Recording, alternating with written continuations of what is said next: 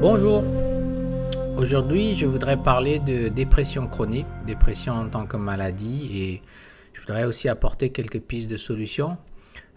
Cette vidéo fait suite de la première vidéo sous le thème de la dépression. Pour ceux et celles qui n'ont pas vu la vidéo 1, je vous invite à le faire parce qu'autrement vous allez avoir un peu de mal à suivre cette vidéo-ci, ok? Avant d'entrer dans le vif du sujet, j'aimerais quand même répondre à une question, parce que parmi vous, il y a des scientifiques, hein. Puis il est tout à fait légitime que vous puissiez me poser la question, quelles sont les preuves scientifiques de ce que tu avances? C'est vrai. J'ai parlé de sauts quantiques au niveau électronique qui existent, et est-ce que j'ai des preuves qui fait que nous aussi nous effectuons des sauts quantiques? Il est tout à fait normal de poser une telle question, ok? Pour essayer de répondre à cette question, j'aimerais revenir sur deux notions dont j'ai utilisées dans la vidéo 1. La première notion, c'est: est-ce vrai qu'après une dépression, on sort grandi et mûri? Est-ce vrai? Est-ce vrai qu'après une dépression, ma perception a légèrement ou beaucoup changé? Est-ce vrai? Et qu'après une dépression, il y a eu un changement? Et quel type de changement? Est-ce vrai tout ça? Eh bien, comme vous êtes des scientifiques, je vous invite à faire vos propres recherches et votre propre investigation. Je n'irai pas plus loin. La deuxième notion que j'ai introduite lors de la vidéo 1, c'est ce qui se passe au niveau microscopique se passe aussi au niveau macroscopique. C'est-à-dire ce qui se passe au niveau de la petite molécule se passe aussi à notre niveau à nous, macroscopique. Parce que j'ai utilisé la notion de saut quantique qui se passe pour des électrons, j'ai dit que nous-mêmes, nous faisons des sauts quantiques. Ok? Est-ce vrai cette notion? En physico-chimie, il existe une loi qu'on appelle la loi d'affinité. Et cette loi d'affinité font référence à des forces. Les forces aident les molécules à s'attirer les unes des autres. Je vais nommer quelques-unes, mais je n'entrerai pas dans les détails, hein. C'est par exemple la force hydrophobique, la force ionique, Van der Waals, électromagnétique, etc. Je n'entrerai pas dans les détails parce qu'on ne fait pas de cours de chimie ici, ok? Pour parler de force hydrophobique, hydro veut dire eau, phobie ça veut dire détester, n'aime pas. Donc c'est des molécules qui n'aiment pas l'eau. Un peu comme xénophobie, déteste l'étranger. Okay.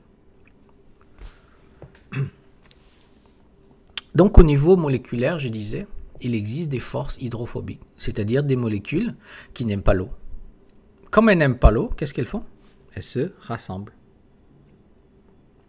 Elles s'attirent les unes des autres. Et ça se passe au niveau vraiment des petites molécules. Est-ce que il existe cette force hydrophobique dans notre vie au quotidien? Oui, regardez. Quand vous faites une soupe au poulet, par exemple, j'aime bien les soupes au poulet, c'est pour ça que j'en parle. Et que vous laissez refroidir cette soupe, qu'est-ce que vous voyez? La graisse se rassemble. Parce que la graisse, l'huile, n'aime pas l'eau. La même loi d'affinité. Et nous-mêmes, est-ce que nous n'avons pas cette loi d'affinité?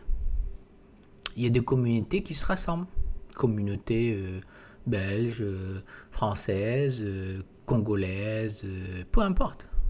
On se rassemble parce qu'on a la même culture, la même langue, on partage les mêmes affinités, les mêmes loisirs, les mêmes sports, etc., etc. Cette loi d'affinité qui existe au niveau moléculaire, nous l'appliquons dans notre vie au quotidien. C'est la même loi d'affinité. Et si vous n'êtes pas convaincu, je vous invite à faire vos propres recherches, hein. Avec Internet, aujourd'hui, on peut tout trouver, hein. La loi au niveau microscopique et la loi au niveau macroscopique. Ok? Donc je ferme la parenthèse. Maintenant, je vais parler des dépressions chroniques en tant que telles et puis je vais donner quelques pistes de solutions. Ok? Dans la vidéo 1, si vous avez bien suivi tout mon raisonnement, une dépression en réalité est très bénéfique. Une dépression, en fait, c'est que vous êtes sur le point de faire un saut quantique. Un saut dans une autre conscience de votre réalité, de qui vous êtes, de ce que vous voulez dans la vie et de votre place dans l'univers. Et bien sûr, vous allez regarder votre environnement sous un regard différent. C'est une ascension, une élévation de conscience. C'est une métamorphose que vous êtes en train de faire. Comme une chenille qui est en train de se transformer en un magnifique papillon. C'est ça que vous êtes en train de faire lors de votre dépression. C'est un processus long, douloureux et pas très agréable à vivre. Comme la maman qui va accoucher, c'est pas agréable. Mais une fois qu'elle a accouché, c'est merveilleux, le bébé qui arrive au monde.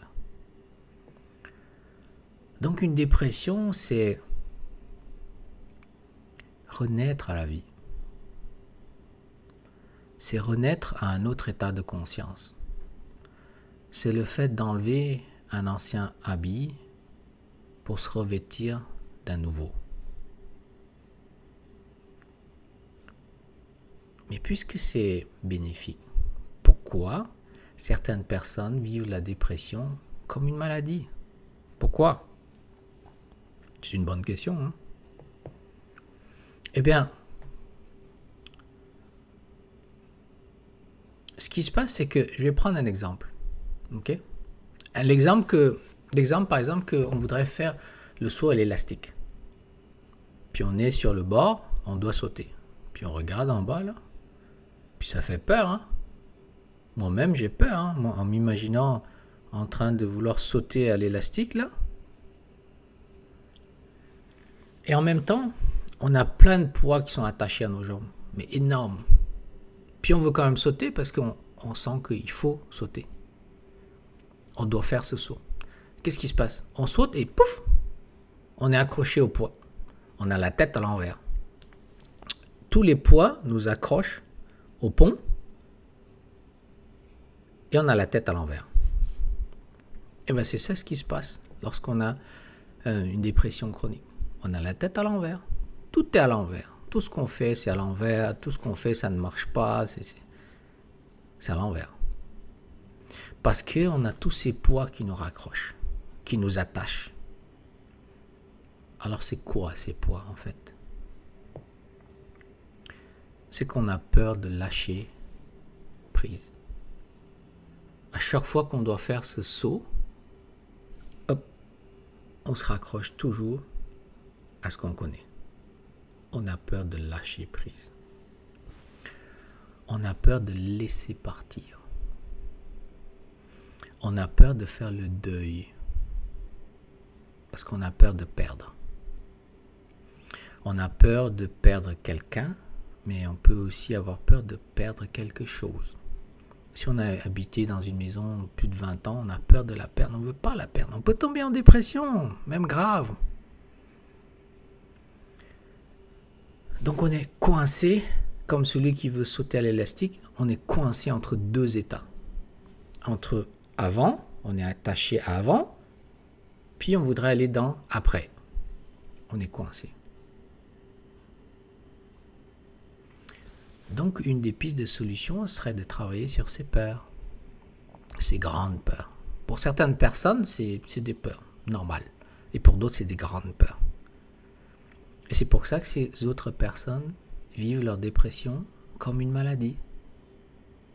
Peu importe les moyens que vous allez utiliser, les personnes que vous allez voir, mais il faut vous concentrer sur ces peurs de lâcher prise, de laisser partir, de perdre, de faire le deuil. de mourir pour renaître. C'est ça qu'il faut travailler. Nous avons peur de laisser partir nos habitudes, nos patterns, notre personnalité, notre vécu, nos souvenirs, nos rêves, nos attentes, nos envies. C'est là-dessus qu'il faut travailler. Sur la peur de perdre tout ça. Et la peur d'aller à l'inconnu, de faire le grand saut. Autrement, nous allons avoir tout le temps la tête à l'envers. C'est aussi le refus de l'inconnu, le refus du changement, le refus de l'évolution. Il faut essayer de comprendre pourquoi. Hein. Bien sûr, chacun est un cas particulier, mais il faut comprendre. Et après ça, vous pourrez travailler sur ça, sur toutes ces causes. Mais il y a toujours des grandes peurs. Et ça se situe au niveau de l'inconscient. Hein. Et utilisez les méthodes que vous voulez pour vous aider. Et tant et aussi longtemps que vous avez peur de lâcher prise, de laisser partir et de perdre, et que vous ne voulez pas mourir de l'intérieur pour renaître, eh bien vous allez continuer à vivre votre dépression comme une maladie. Et ça va être chronique, ça va durer dans le temps. Comme j'ai expliqué dans une des vidéos, qu'est-ce qui crée la souffrance? Il faut apprendre à être fluide dans notre perception, dans notre mentalité, dans notre vision du monde. Et à ce moment-là, il n'y aura plus de problème de lâcher prise parce qu'on n'offre plus de prise à la vie. Donc on n'a plus de raison d'avoir peur. Donc c'est là-dessus qu'il faut travailler, vraiment, vraiment, vraiment, j'insiste. Voilà, donc il reste une troisième vidéo. Je parlerai d'une cause méconnue du grand public, une cause de la dépression, ok? À suivre, au revoir.